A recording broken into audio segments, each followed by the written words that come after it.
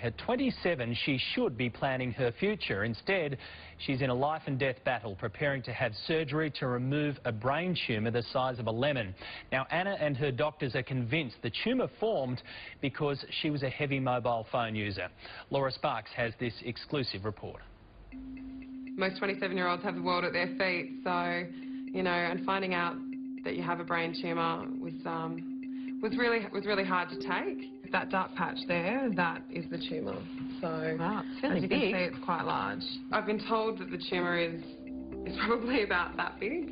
And that's just here? It's positioned right there. I do think they should probably take a little bit more responsibility. I mean, I don't really want to go pointing the finger or anything, but I guess they're making a lot of money out of these mobile phones. She's a beautiful person who has done nothing wrong. And that's, unfortunately, brain cancer. It's indiscriminate. Anna Tarrant's story is a chilling one. At 27, she's about to undergo life-threatening brain surgery to cut this large tumour out. It's positioned right behind the earlobe.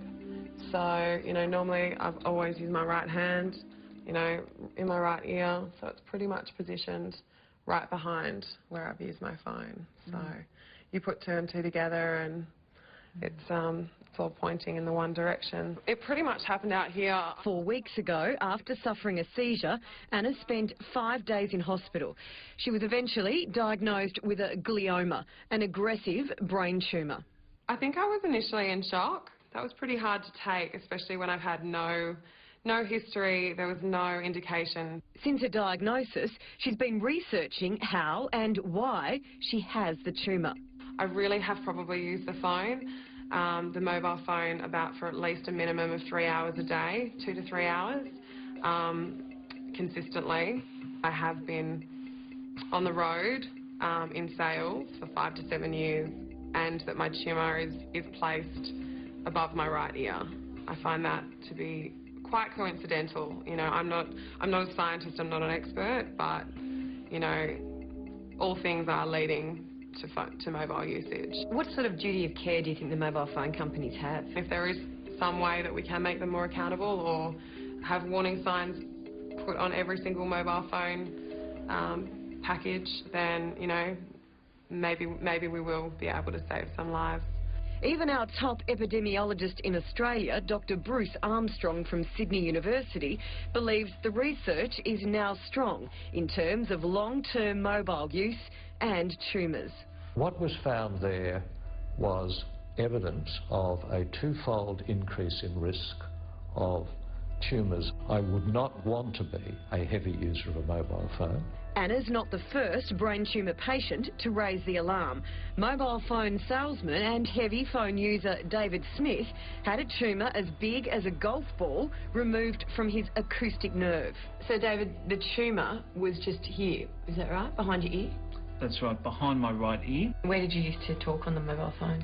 I used to use my right ear. Anna is facing up to 4 hours in surgery in just 11 days. It's very scary. I'm pretty good at putting on a brave face. I've always been a glass half full person, but the thought of leaving the people that I love behind is very, very daunting. We're seeing the increase in frequency of tumours in the insular region, which is this region right here, the temporal lobe, the frontal lobe. So it's right there where you hold your phone. Her neurosurgeon, the world-renowned and high-profile Dr. Charlie Teo, is worried yet another young person has come to him with a tumour near their ear. I'm not the world expert on mobile phones, nor am I the world expert on EMR, electromagnetic radiation, but I do keep up with the literature. I've actually written an article on it. And I personally feel there is a link between mobile phone usage and the genesis of brain tumours. Dr. Teo limits his use of a mobile and only uses it on speakerphone. This is his warning. You've got to limit the amount of mobile phone usage. There's no reason why a child should be on the phone unless there's some emergency. I'd love for people to start standing up and saying, listen, this disease is bad. It's affecting a lot of people, more people, young people, kids, and we need to start putting some more money and time and effort into research. Dr Teo rates Anna's chance of surviving the operation as good, but her long-term prognosis isn't. Invariably, you can't take out all the cells, and in other words, it's going to grow back again. But with radical surgery, you're hoping to extend the survival to 10 years or more.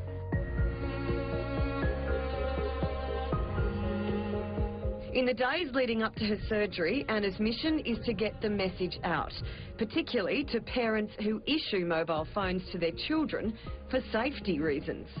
I just hope that in some way that this interview can make people think twice before they answer their phone without using a hands-free, and maybe parents think about the responsibility that they have to their children. Wouldn't it be better to take that precaution and avoid something like that happening to your child or to yourself?